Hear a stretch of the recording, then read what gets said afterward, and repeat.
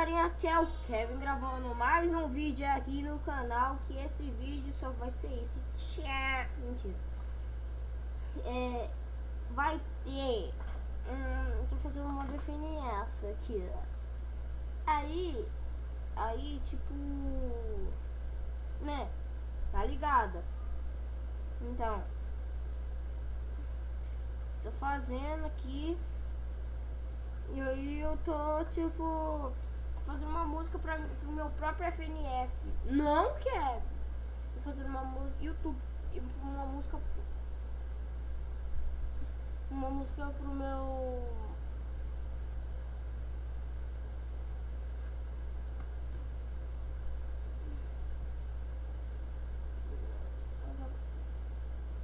eu vou jogar, cara.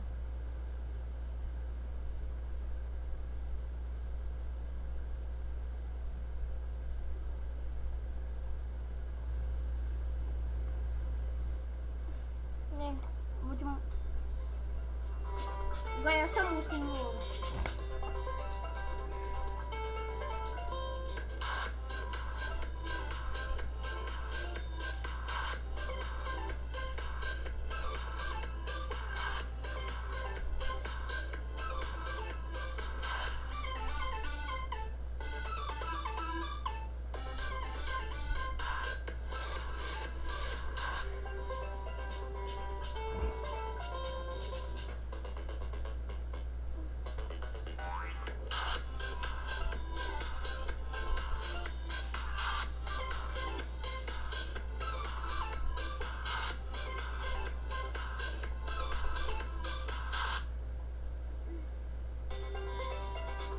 muito coisa.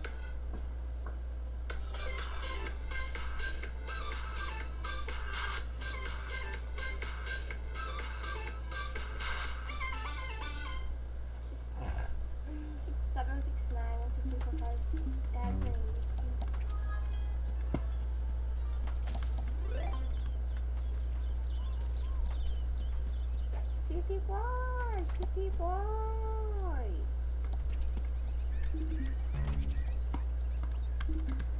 Ok, essa pinga é uma bosta nessa noite. Mano, que pinga é essa? 300! Você tá de brincadeira comigo?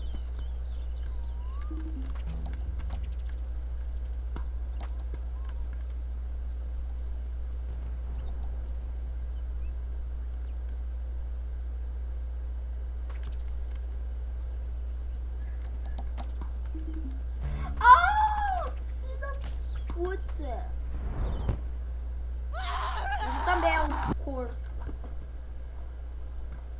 Vagabundo, caralho. Seven, não peida.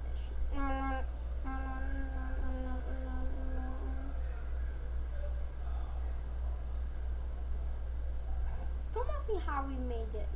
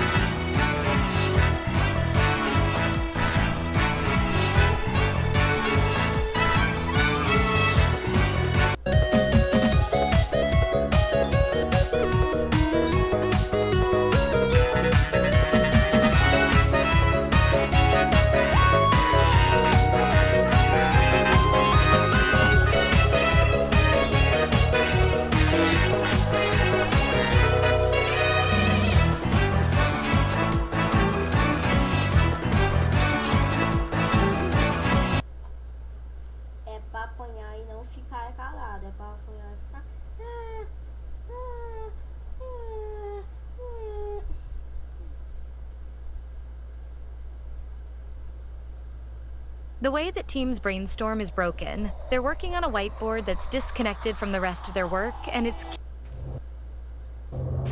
Oh no. Okay, I thought that sheep was like shaking and I was Okay, worried. Oh, he's coming back again. Oh no. Oh, it's just a fart cloud. He was kind of friendly. He just kind of farted and died last time. I'm not really that worried. Oh, I am very worried right now. No. Barbecue bacon burger. Eu tô sozinho em casa. E o ventilador tá virado pra parede. Que isso? Barbecue bacon burger.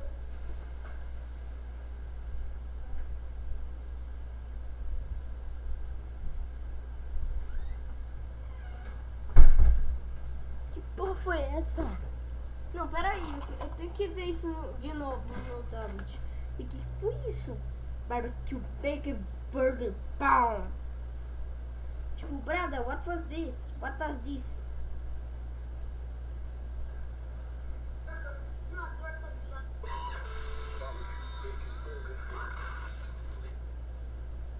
Meu Deus do céu, cara. No. Barbecue bacon burger. Legalize nuclear bombs. Oi.